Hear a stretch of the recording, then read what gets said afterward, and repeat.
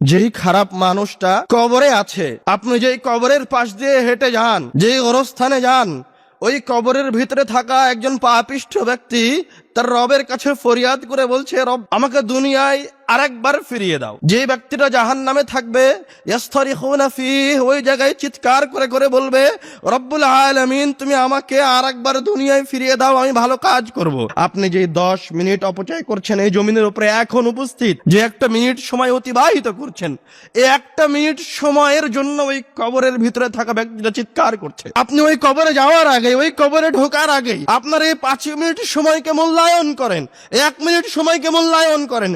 কবরে চলে গেলে 1 মিনিট সময় আর দ্বিতীয়বার ফিরে আসবে না ভাই আমার, এই একটা দিন আর ফিরে আসবে না ওই কবরে ঢুকে গেলে। যতই চিৎকার করেন না কেন, রব্বুল আলামিন অসংখ্য আয়াতে বলেছেন, আল্লাহ রাসূল অসংখ্য হাদিসে বলেছেন যে পাপিষ্ঠ রব্বুল আলামিনের কাছে ফরিয়াদ করবে আরেকবার ফিরে আসার জন্য, কিন্তু সুযোগ হবে না।